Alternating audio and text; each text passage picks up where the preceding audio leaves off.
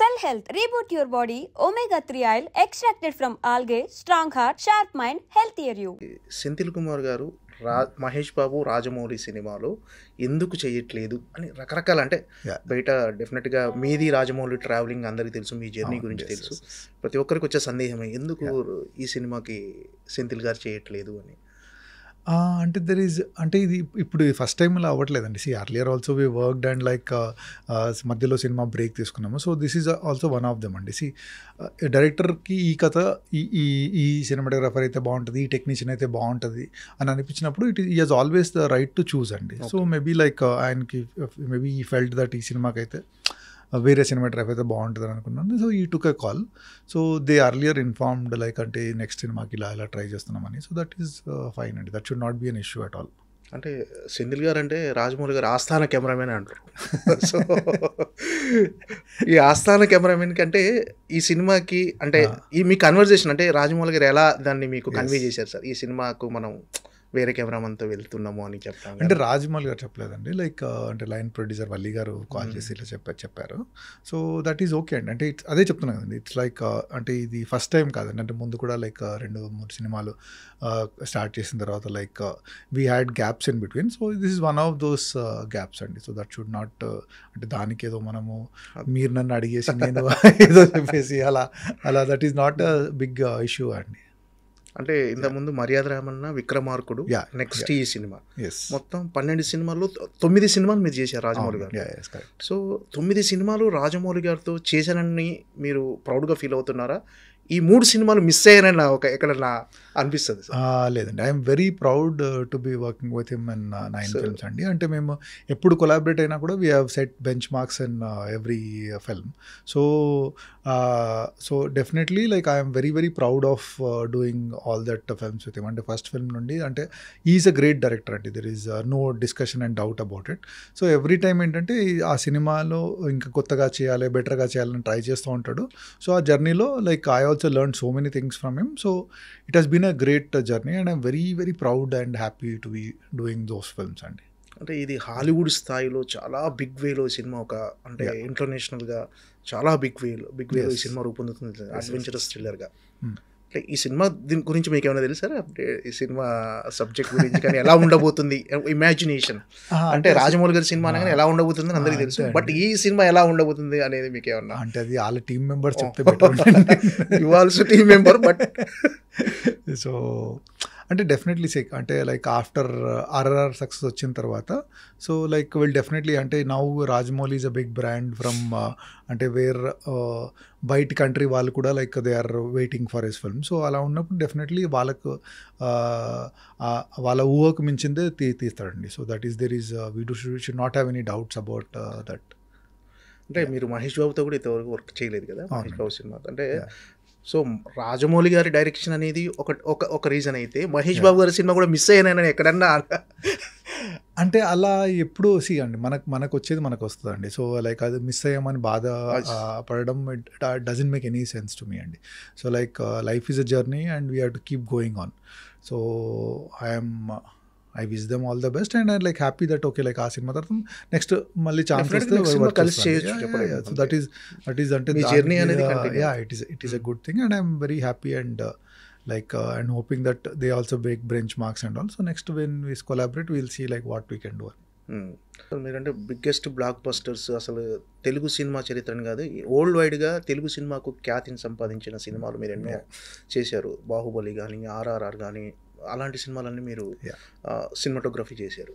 అంటే అలాంటి సినిమాకు వచ్చిన సక్సెస్ను మీరు ఎంజాయ్ చేస్తారు డెఫినెట్గా. అంటే ఆ వేరియేషన్ ఎలా ఉంటుంది? ఒక చిన్న సినిమా జూనియర్ లాంటి సినిమాకు వచ్చిన అప్రిషియేషన్ కానీ ఒక బిగ్గెస్ట్ బ్లాగ్, ఈ వేరియేషన్ ఎలా ఉంటుంది సార్ మీకు? అంటే పెద్ద ఎప్పుడైనా అంటే every one will feel happy అండి. అప్రిషియేషన్ మీరు ఏ వర్క్కి అప్రిషియేషన్ వచ్చినా కూడా you will always feel happy అండి. అది పెద్ద సినిమానా చిన్న సినిమానా కాకుండా మీరు చేసిన సినిమాకి అప్రిషియేషన్ వస్తే you will always feel happy అండి. అంటే పెద్ద సినిమాకి చాలా ఏంటి ఓ ఫ్యాన్ బేస్ ఉంటుందండి, లైక్ హ్యూజ్ బడ్జెట్స్ ఉంటాయి, పబ్లిసిటీ ఉంటుంది, ఎక్కువ అన్నీ ఉంటాయి. సో అప్రిషియేషన్ దాంట్లో కొద్దిగా ఈజీ అండి రావడం. కానీ లైక్ ఒక అంటే రిలేటివ్లీ న్యూ హీరో లైక్ తో చేసిన సినిమా కూడా అప్రిషియేషన్ రావడం ఇట్ ఈస్ లైక్ అచీవ్మెంట్ లాగా అనిపిస్తుందండి. So that so finally appreciation కోసం కాదండి, as technician we work for the film. అంటే ఈ సినిమాకు స్టోరీ, ఆ స్టోరీని ఎలా ప్రజెంట్ చేయాలి. ఫైనలీ యాజ్ ఏ డైరెక్టర్ కథ చెప్పాలనుకుంటున్నాడు, ఆ కథకు మనము మన కెమెరా వర్క్తో, మన లెన్సింగ్తో, మూమెంట్స్తో, లైటింగ్తో, సో దాన్ని ఎలా అద్భుతంగా చెప్పాలని ట్రై చేస్తుంటామండి. సో ఆ బై ప్రోడక్ట్ అది బాగా చెప్తే అండి యూ డెఫినెట్లీ గెట్ అప్రిషియేషన్ అండి. అండ్ గాడ్స్ గ్రేస్ నా కెరియర్ బిగినర్ నుండి అలా చేస్తూ వచ్చాను. అండ్ ఐ బీన్ రియలీ మంచి అప్రిషియేషన్స్ వచ్చాయండి బిగినింగ్ నుండి. సరే, ఈ సినిమా టైటిల్ వచ్చేసి జూనియర్ అని పెట్టారు కదా, అంటే కిరీటి బేసిక్గా ఎన్టీఆర్ ఫ్యాన్. అవునండి. అంటే ఎన్టీఆర్లా అంటే కొంచెం డ్యాన్స్లు, ఫైట్లు కానీ, డ్యాన్స్లు అంటే ఎన్టీఆర్ గారు ఎంత బాగా డ్యాన్స్ చేస్తారో, ఆయనకు డ్యాన్స్ విషయంలో ఎలాంటి పేరు ఉందో తెలుసు. సో కిరీటి కూడా పర్ఫెక్ట్గా డ్యాన్స్లు కానీ, ఫైట్స్ కానీ, అంటే ఆ జూనియర్ అని టైటిల్ పెడతానికి ఏమన్నా లింక్ ఉందా సార్ ఎన్టీఆర్కి? అలాంటిది ఏమన్నా నాకు అనిపించింది. అంటే అలా ఉండొచ్చేమో అండి. బట్ సినిమా చేసేటప్పుడు ఏంటంటే ఈ సినిమా స్టార్ట్ అయ్యేటప్పుడు is junior in the college and then is second born, అంటే junior in the family. So అలా 2-3 కోఇన్సిడెన్స్ ఉన్నాయి కాబట్టి జూనియర్ అనే టైటిల్ పెడితే బాగుంటుందని అలా అనిపించిందండి. సో ఇది కూడా ఒకటి అయ్యి ఉండొచ్చండి, but I'm not very sure about that. So సినిమాలో మాత్రం is always a junior, is looking up అంటే లైక్ ఆ అక్క ఉంది లైక్, అంటే లైక్ కాలేజ్లో స్టార్ట్ అయినప్పుడు లైక్ ఈ స్టార్ట్స్ జూనియర్ కాబట్టి లైక్ వీ థాట్ ఇలా అయితే బాగుంటుంది. అంటే ఆఫీస్లో చేరినప్పుడు ఈ జాయిన్స్ యాజ్ అన్ ఇంటర్న్ జూనియర్గా. సో అలా చాలాసార్లు యాజ్ అ జూనియర్ లాగా ఇంట్రొడ్యూస్ అవుతారండి దాంట్లో. సో అందువల్ల ఇదైతే బాగుంటుంది అన్నట్టు అలా అనుకుని పెట్టామండి. సార్ అదే 2 టాపిక్లు అన్నాం కదా. ఫస్ట్ సెకండ్ టాపిక్ వచ్చేసి సార్, ఇప్పుడు బాహుబలి 10 years తర్వాత మళ్ళీ రిలీజ్ చేయబోతున్నారు. అవునండి. అప్పట్లోనే బాహుబలి ఒక సినిమా బెంచ్ మార్క్ క్రియేట్ చేసింది తెలుగు సినిమా ఇండస్ట్రీలో కానీ, ఇండియా లెవెల్లో కానీ. అది రిలీజ్ అవ్వటం మీకు ఎలాంటి? డెఫినెట్లీ ఎక్సైటింగ్గా ఉంటుందండి. అంటే ఫస్ట్ టైం రిలీజ్ అయినప్పుడు కొద్దిగా టెన్షన్లో ఉండేదండి. అంటే మీరు గుర్తు చేసుకుంటే first day release are first 2-3 days release Baahubali release అయినప్పుడు లైక్ సినిమా ఏంటి ఇలా ఉంది, బాగాలేదు, రకరకాల నెగిటివ్ టాక్స్ ఉన్నాయి. But once it picked up very well. And like ఇంకా లైక్ తెలుగు సినిమాని ఎవరు తిరిగి చూడలేని టైంలో like suddenly like everyone ever like, అంటే ఇప్పుడు the state in Telugu cinema is one of the main reasons is Baahubali అండి. ఎలా అంటే ఇప్పుడు తెలుగు సినిమా బడ్జెట్స్ కానివ్వండి, తెలుగు సినిమా రీచ్ కానివ్వండి పెరగడానికి one of the reason is Baahubali. And it is good that అంటే 10 years అయిపోయింది, దాన్ని సెలబ్రేట్ చేసుకోవాలంటే it's a very proud moment. It should be a proud moment not only for me అండి, the whole Telugu audience అందరికీ like it should be a very proud moment that okay like మళ్ళీ ఒకసారి like మనము okay మన సినిమాని celebrate చేసుకునే chance వచ్చింది అని.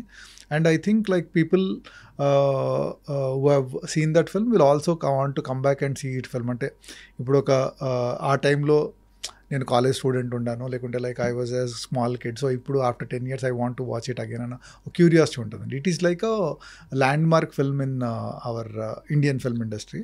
సో అది రిలీజ్ విల్ డెఫినెట్లీ చాలామంది చూసి థియేటర్లో, because it's a theatre film అండి. అంటే మీరు టీవీలో ఎన్నిసార్లు చూసినా కూడా మళ్ళీ థియేటర్లో వస్తుంది అంటే లైక్ ఒక ఎక్సైట్మెంట్ అండ్ ఎనర్జీ ఉంటుందండి.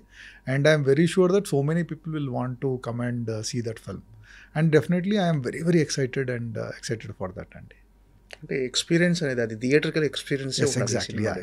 సో రీ రిలీజ్ అనేది పర్ఫెక్ట్గా, అంటే దీన్ని 2 parts కలిపి 3.5 hours సార్ నడివి ఇప్పుడు ఎగ్జాక్ట్లీ తెలియదండి. But it will be more than 3.5 hours అండి, more than 3.5 hours. So 2 parts కలిపి లైక్ ఎడిట్ చేసి, అంటే కొన్ని సీన్స్ తీసేసి, కొన్ని scenes we're trying to add some scenes in that. So అలా ముందు చూడని సీన్స్ కూడా కొన్ని యాడ్ చేసి, సో ఒక proper I think more than 3.5 hour film we're trying to launch. And definitely it will be a very interesting watch అండి. కొత్త blogs కానీ కొత్త సీన్స్ యాడ్ చేసి, కొన్ని సీన్స్ ముందు షూట్ చేసామండి, బికాజ్ ఆఫ్ సమ్ ఎడిట్లో వేయలేకపోయాము. సో అది ఇప్పుడు ఇలా 2 పార్ట్ కలిపినప్పుడు అలాంటి సీన్స్ ఉంటే బాగుంటుందని ఒక అవసరం కనిపించినప్పుడు, so we're adding few scenes. ఇట్లా మీ ఇన్పుట్స్ ఏమున్నాయి సార్ ఇప్పుడు దీన్ని వన్ పార్ట్గా చేయటంలో కానీ? ఆ ఇన్పుట్స్ మేజర్లీ అంటే ఇప్పుడు ఏమీ లేదండి. సో వన్స్ దట్ అంటే ఒకసారి మనము ఈ ఎడిషన్ చేసిన తర్వాత పోస్ట్ వర్క్ చేస్తాం కదండి. సో పోస్ట్ వర్క్లో I will have some work doing it అండి. So it is more of edit call అండి. ఇప్పుడు అంటే 2 సినిమాలు ఎడిట్ చేయడం, ఎందుకంటే తీసేయడం అదంతా కూడా ముందు తీసామండి. So how they edit and make it interesting అండి, it's an edit and story discussion call అండి. అంటే ఫైనల్ ఎడిట్లో ఖచ్చితంగా మెయిన్. యా. అంటే టోటల్గా అసలు ఫస్ట్ పార్ట్ ఎంత ఫుటేజ్ వచ్చింది, సెకండ్ పార్ట్ ఎంత, యాజ్ అ కెమెరామెన్గా మీకు తెలుసు కదా సార్? అంటే అది ఎగ్జాక్ట్లీ చెప్పలేమండి. బట్ వీ ఎక్స్టెన్సివ్లీ షార్ట్ అండి.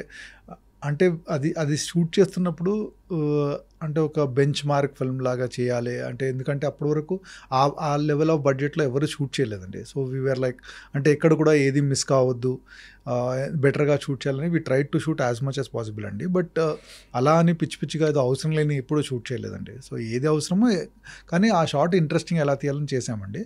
So I exactly don't know, but అంటే ఎడిట్ కంటే కొద్దిగా ఎక్కువ వచ్చి ఉంటుందండి. నాట్ లైక్ అంటే డబుల్ ఆర్ అలా కాకుండా మేబీ ఫ్యూ మినిట్స్ ఎక్కువ అలా వచ్చి ఉంటుందండి ఫైనల్ ఎడిట్లో.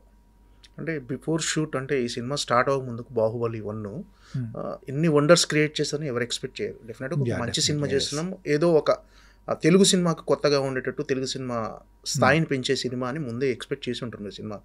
మీకు ఈ ఫస్ట్ షాట్ గుర్తుందా సార్? మీరు మీ కెమెరాలో షూట్ చేసిన ఫస్ట్ షాట్ యాజ్ ఎ సినిమాటోగ్రాఫర్గా? Baahubali first shot most difficult question, అసలు గుర్తులేదు యాక్చువల్లీ. అంటే ఆల్మోస్ట్ 15 years అవుతుంది, because 5 years in the making it was. So actually I don't remember అండి. బట్ యాక్చువల్లీ మీరు అడిగింది కరెక్ట్, గుర్తు చేసుకోవాలి యాక్చువల్లీ ఒకసారి ఎలా ఏంటి అని, because definitely it's a land mark thing.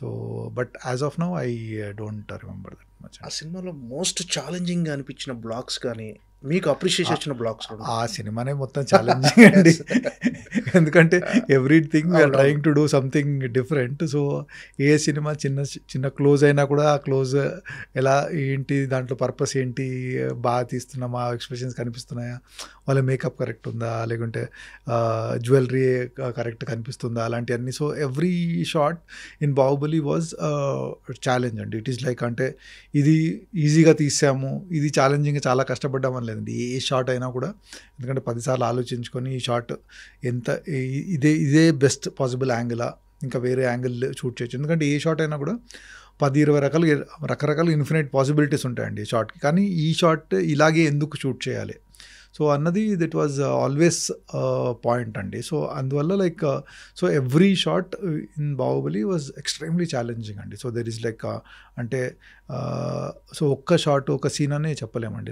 If మీరు ఏ సీక్వెన్స్ తీసుకున్నా, వాటర్ ఫాల్ తీసుకున్న వాళ్ళు కట్టప్ప బాహుబలిని చంపడం తీసుకున్నా కూడా, వార్ సీక్వెన్స్ తీసుకున్నా కూడా, సో వాళ్ళ ఏంటిది మహిష్మతి ప్యాలెస్లో సీక్వెన్స్ తీసుకున్నా కూడా, so everything had their own challenges అండి దాంట్లో.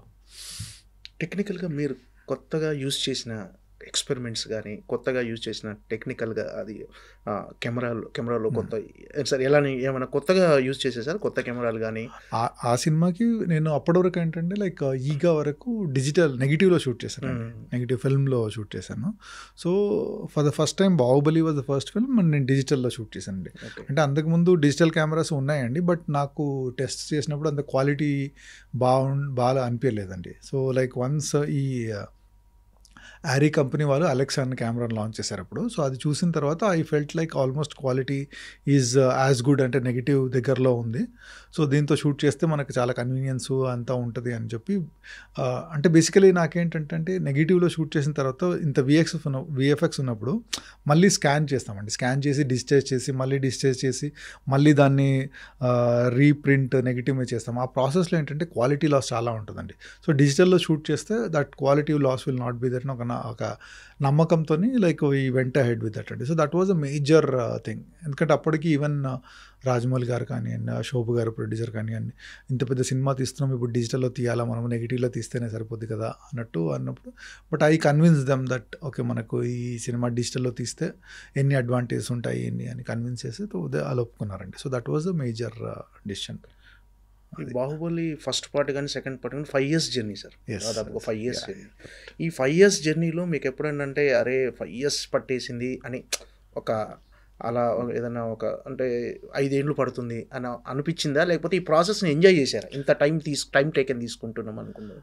అంటే డెఫినెట్లీ అప్పుడప్పుడు అనిపించేదండి. ఫ్రస్ట్రేషన్ డెఫినెట్లీ ఉంటుందండి. అంటే ఒకే పని ఒకే దాంట్లో లాక్ ప్రాసెస్లో అలా చేస్తూ ఉంటే definitely it will be little frustrating. But major advantage ఏంటంటే we had such a great team అండి. So every day something exciting వస్తారు. అంటే పర్ఫార్మెన్స్ ఎక్సైటింగ్ కానివ్వండి, లేకుంటే ఆర్ట్ డైరెక్టర్ ఏదైనా అద్భుతంగా చేయడం కానివ్వండి, లేకుంటే విఎఫ్ఎక్స్ వాళ్ళు. So there so many things which are exciting అండి. ఆ ఎక్సైట్మెంట్ అనేది it's kept keeping us energy. So ఏదైనా డిప్ అవుతున్నప్పుడు like something exciting will happen. So like next ఇంకా చేయడానికి ఒక ఛాలెంజ్, ఆ ఛాలెంజ్ని ఓవర్కమ్ ఎలా చేయాలన్న టెన్షన్ అది ఉండేదండి.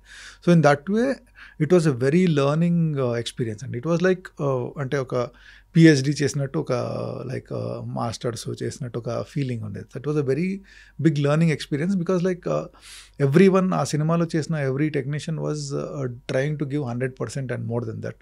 అండ్ సినిమా అన్నది ఒక వెరీ కొలాబరేటివ్ ఆర్ట్ అండి. సో అన్నీ మనం నేర్చుకుంటూ ఉండాలి వేరే ఆర్ట్ ఫామ్ గురించి కూడా. సో ఆ ప్రాసెస్లో అంత